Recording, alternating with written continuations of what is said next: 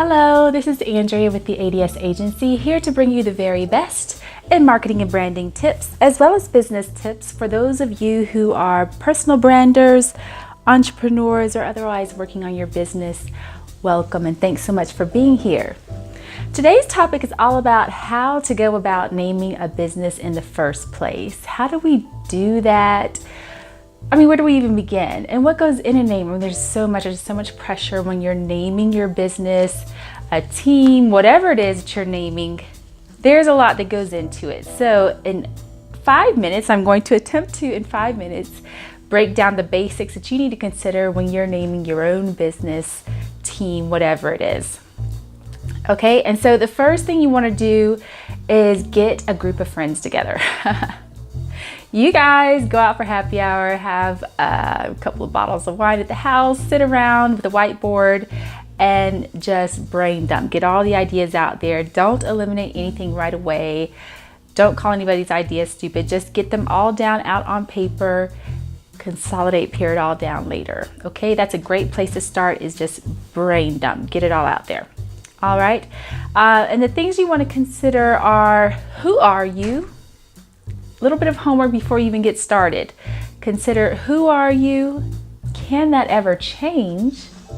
So over time, do you ever expect your name, your offerings to change? Because personal branding or otherwise, if you're branding a business or otherwise, if you have to rebrand, that takes time, it takes money.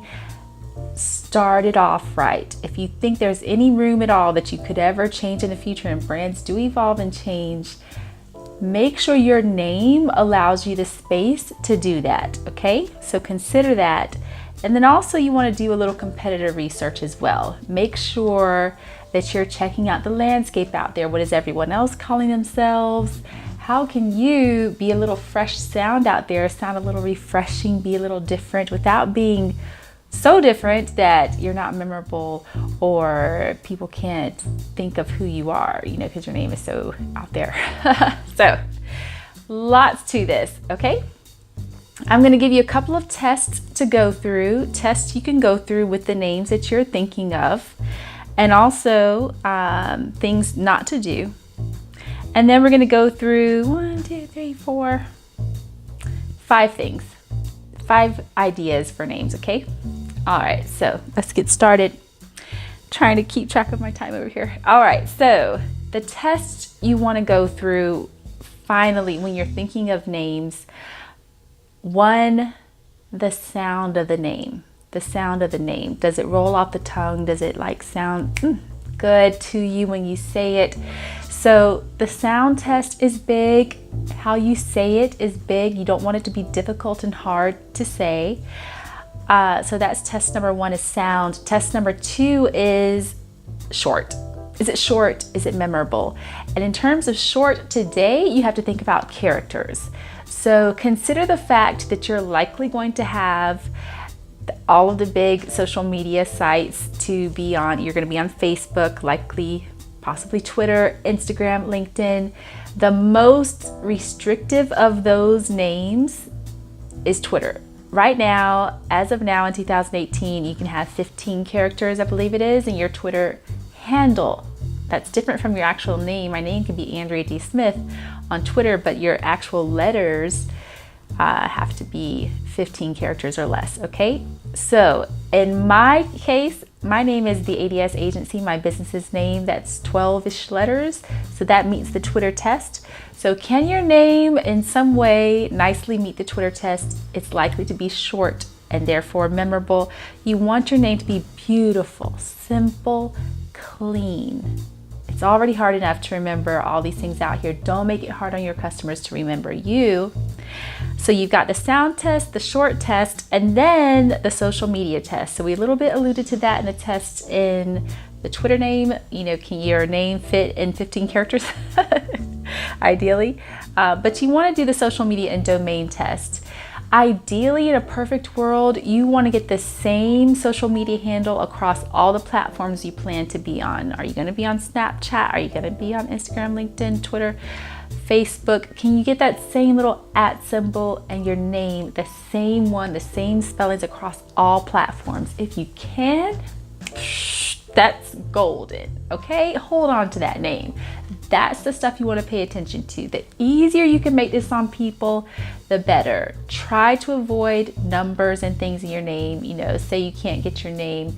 I saw someone who has like Dr. such and such number 7.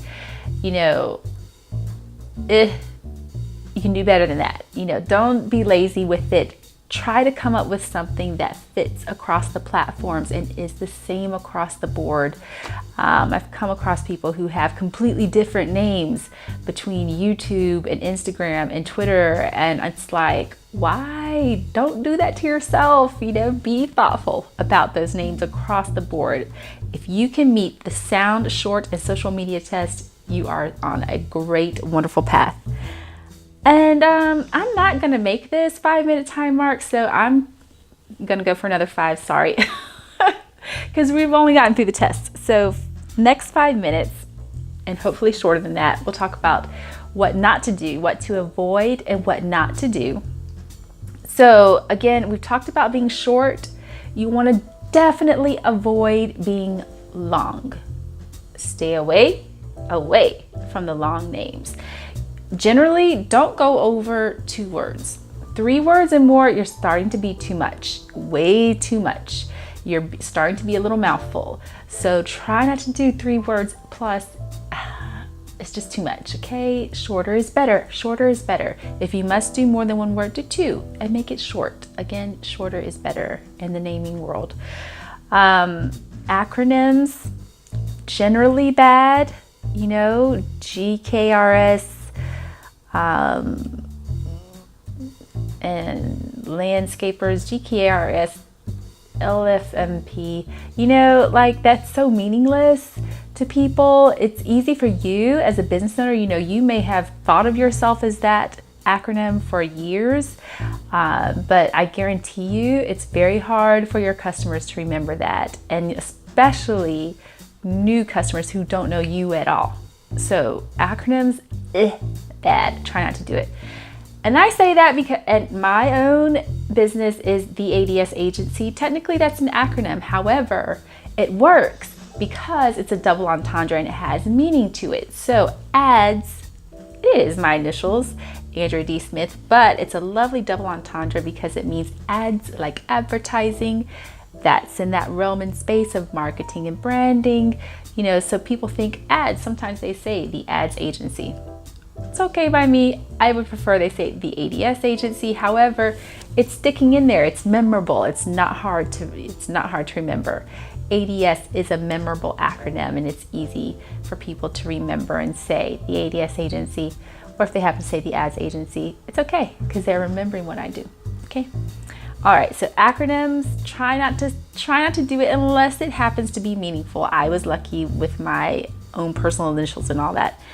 You also, speaking of personal initials, try to stay away from your personal name as your business. Unless you're a personal brand, and unless you think you're going to always only be a personal brand or you're going to always be a solopreneur, your name can be quite limiting in your growth, okay?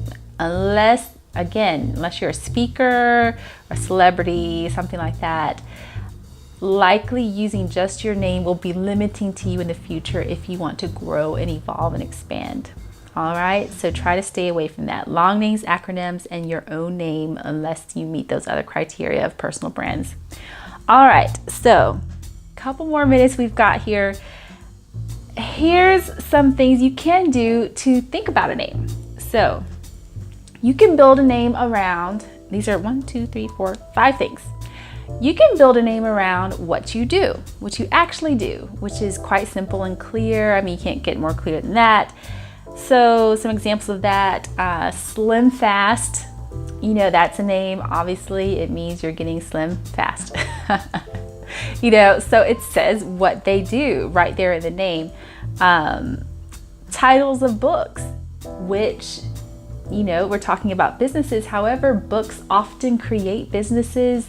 These days, books come with their own social media handles and all that. So you want to be very careful about the name of your book, even not only that it's clever and it's unique and it's eye-catching, all that kind of thing, but it also works social media wise, because you're building pages and, content and audiences around this name. So a name I really love for a book and actually I'm reading it right now, many of you may know who follow this channel, is The 4-Hour Workweek by Tim Ferriss. Love that book. I need to pick it up when I'm done with this video. So the 4-Hour Workweek, it says exactly what it does. 4-Hour Workweek. I mean, it's kind of a crazy name, but it does the job in terms of, piquing your interest enough to pick it up and say, what? That's impossible. You're going to turn the page and flip it over. And so that's a buildable name. You can build communities around that name and that kind of thing. So what you do is a great way to think about how to name a business. Okay. All right. So there's what you do. You can do it by the problem that you solve. So what kind of problem are you solving? Never late cleaning, for example. If you had that business, that's a business that says, okay, we know that's a business that's in tune with their audience, because they're saying, we know one of the number one complaints in a cleaning business is oftentimes a maid, a janitor, if it's commercial clean, whatever, can be late to the job, and that's a pain point for a lot of people. So they name the business Never Late Cleaning or Never Late whatever. So if you're talking about solving a problem, that's a good way to go in terms of a name. So we've got what you do, we've got the problem that you solve. One of my most fun ones, I really like this one, is pairing words together. This is where some of that cleverness comes into names. So you can pair words. There's a fun word I came across around this exercise. I think it's called portmanteau. I'm going to look this up after this, portmanteau. Don't quote me on the spelling just yet. But portmanteau, pairing words. So nair, like we wear short shorts, nair, is the combining of two words, no, like never, or no more hair or whatever, hair, no, hair, nair. They put it together, made one word. Okay. And there's also, band-aids, the same kind of thing, like a bandage and first aid, band-aid. And now that even is like the name of a category. People often think, can you hand me a band-aid? They mean this first aid thing you stick on your knee when you scrape your knee. All right, so there's Nair, band-aid. Pinterest, one of my favorites. When Pinterest first came out, I was like, God, that's so clever. That's so great. Pinterest. I still love Pinterest, so I'll do it every now and then. I go in ebbs and flows of, when I'm addicted to Pinterest or not. So Pinterest, obviously, you're pinning. It's the idea of pinning ideas to boards, things that you like, being able to categorize them by your interests. Pinterest is so lovely and clever. I love it. Putting words together. Okay, a portmanteau. If that's not a word, I'm just going to make it up right now because I love it, portmanteau. So pairing words together is another great way. So you can name a business by what you do, by a problem, by pairing words together. Another super fun one is misspellings. So you can take, say the word, like the business Flickr.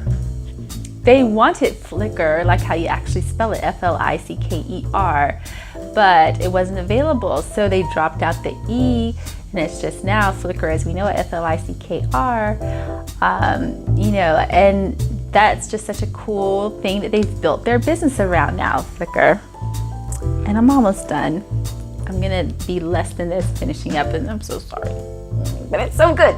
It's so good. And this is good stuff, because I come across people all the time who are always just having that, they're just stuck trying to figure out how to name their business. And I also come across a lot of people whose honestly their business name sucks. It's horrible. And I want people to stop doing that. Like, stop. You need to involve people from the beginning. Involve an expert from the beginning to help you with your name. You might think it's super cool and clever and like awesome. I've seen people try to make names based off of inside jokes between them and their best friend. Only them know, that only they know. And it's just so bad. Like, it just doesn't ring well with anyone. Your audience doesn't get it. Your core people don't get it. stop making bad names out there. I'm sorry, this is taking longer than I thought. However, it's so critical. All right, so misspellings. I love that. We talked about Flickr. One of my favorite companies ever, Sarah Blakely, right, started Spanx. Spanx is such a genius, brilliant name. Genius, brilliant. Sarah Blakely, that's who started it, right? I love that. Spanx is so awesome. So awesome. Because, you know what Spanx are. They're this, I should have one on now. It's a slimming shapewear. You make everything like nice and smooth. You don't have panty lines and you're like slimming your waist and all that kind of thing. And, but it's a little bit of a naughty thing because it's Spanx, Spanx. So it's so like bad, naughty a little bit in that way. But, it's such a cool word because the K sound is awesome. KS, it's just like such a cool sound. It's known to have, comedians often use that word, the K sound, because it's funny, it makes people laugh. And so that's so clever to use the word Spanx, but not spell it in the traditional way. It probably was taken anyway. And so a lot of people do this if a name's already taken, a common word, like apple or something's already taken, they'll take a word like Spanx and then drop off the KS, make it an X, Or, there's all kinds of ways you can do that. Change out a CK for a Q. All kinds of different little ways you can misspell. The issue with misspelling, it's cute. It can be very cute, but just know you're going to have a real hard time in the beginning because people are going to misspell it. They're going to be thinking of it in the traditional way that it's spelled. So those are one of the things. It's cute and it could be clever, but you're going to need some time and investment to get it to stick. There are some ideas out there that I'm not even giving to you. I'll tell you about them, but I do not recommend it for small business owners unless you have plenty of investor money to pour into branding. Do not do this. So again, you can own a common word like apple, but that takes so much time to pour meaning behind and create the brand behind that. It's so much money. Another thing people do, little made up names like IKEA and Oreo, those are names we know now, but they were meaningless, utterly meaningless when they first were, when those companies first started, those brands were first started. So really consider that.